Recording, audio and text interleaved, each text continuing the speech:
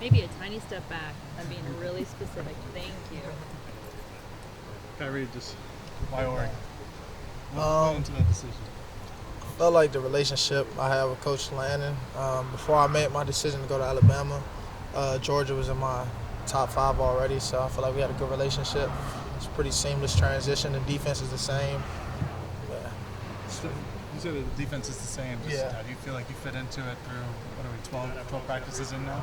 Yeah, I feel like I fit well into the scheme. I feel like I have a little more freedom here within the scheme. Um, I'm keeping being mindful of that. I feel like Coach Landon lets me make decisions whether or not if I'm in man, if I feel comfortable pressing or playing off based on splits and alignments.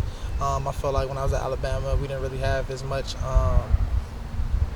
leeway when it was like regarding things like that. So that's probably what I would say I like the most. And when it comes to the fit, it feels seamless. I feel like I've known these guys for a long time. Definitely looking good right now. A lot of times when players transfer, it gets losses. They're going to a new team, new atmosphere, but going to a new city. Like you have to adjust to a lot of other things as well. Like, how's that transition been for you? What's the adjustment been like coming to Eugene?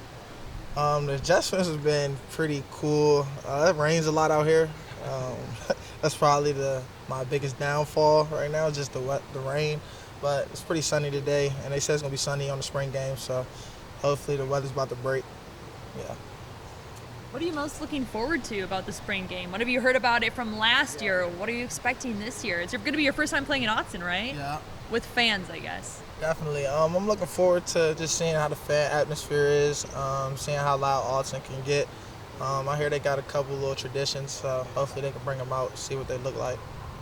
A couple other quarterbacks have mentioned that you guys have been kind of rotating around and looking at nickel as star safety. Have you been primarily just a cornerback, or you've been moving around as well? Yeah, I play all corner.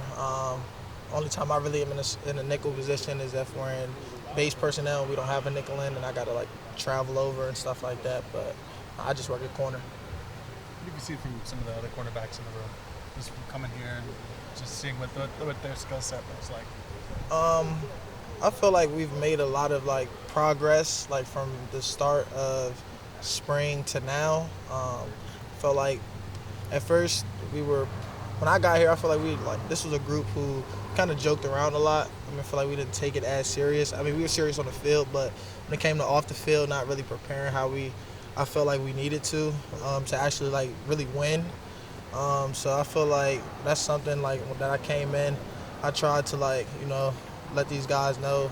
And we practice early in the morning, but we shouldn't have to wait for something to happen in practice for us to like wake up or things of that nature. We should come in the building already ready and be prepared, because the more you're prepared, the easier it is out there. The less you're prepared, the harder it is.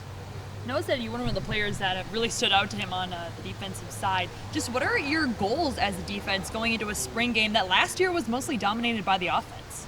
Well, that's pretty self-explanatory. Then now that I know, I didn't even know that the offense really dominated last year. But the goal is, of course, for the defense to dominate.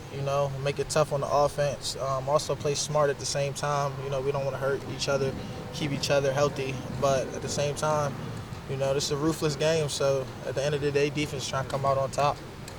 Coach Meade was saying that, Oregon doesn't really have a free agent-friendly defensive scheme, but you were someone that fit because you ran a similar scheme in Alabama. Is that partly why you wanted to come here? Yes, that played a big role into me coming here, just knowing a lot of the terminologies, and really a lot of the wordplay is pretty much the same. It's just maybe like one or two word differences. So that was a big part of me coming here. What's it been like to get to know Coach Meade and kind of this coaching staff and just get ingratiated in that system and that quarterback room? It's been good getting to know the coaching staff. I felt like since I was on my recruiting process till now, like they've been the same. They're high energy. When I met them, they've been high energy since I've been here. And when it comes specifically to Coach Meade, he's been a coach who I would definitely say is like a father figure, as in he stays on me really hard. Regardless if he knows I'm making good plays or bad plays, he looks at me as a leader. So he lets me know I'm not going to really necessarily point out all your good plays. I'm going to more so harp on your negative plays so I can show the younger guys that we're looking at the bigger picture. We're not trying to get praised during practice. We're trying to get praised during the games. Oregon lost Christian Gonzalez this past season to the draft. He's projected to be a first-round pick. You're the highest-rated cornerback transfer that Oregon brings in. Do you feel like you have to step in and try to be the Christian Gonzalez replacement as a lockdown guy, or are you just trying to do your own? You're trying to be Khyree here. I'm definitely trying to be myself, but also as in step in his role as in being a lockdown corner, not really having that side of the field you really have to worry about. That's definitely what I look forward to, but at the same time, bringing my own swag to the team. I'm sorry if someone already asked you this, but you came over from Alabama with Trayshawn Holden. Was that kind of a collaborative effort? Did you guys talk about coming here together, or was it just kind of? We didn't. Actually, when I came on my visit, like I was surprised to see him. It wasn't even really like something that we were planning. I think once we was out here together and we started to talk about what was his decision-making process and what was mine. But before we ended up out here on the visit, like that's something that just happened. We just got lucky. What are your early impressions of the Oregon wide receiver? You played against some great talent. Now you're here. What have you seen from Troy and the rest of the guys? Yeah, Troy Franklin is definitely a big-time receiver. For somebody so tall, you don't really see somebody be able to move like that. He's real deceptive in his speed. He knows how to like control his tempo.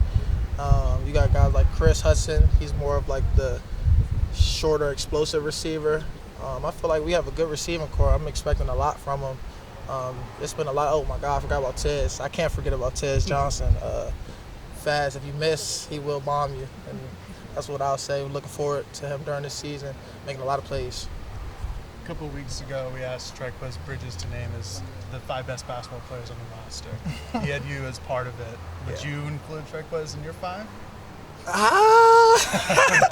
I'm gonna be honest. No, I can't put Quez in my top 5 after what I've seen from him. But I will probably say, not including myself.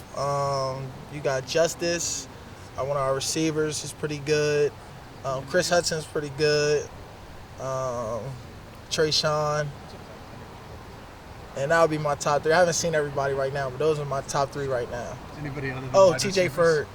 Terrence Ferguson, yeah. TJ Ferg. Yeah, TJ Ferg. I heard he's pretty good, so we're going to see. Thanks, Khyree. No problem. Appreciate it. Thank you.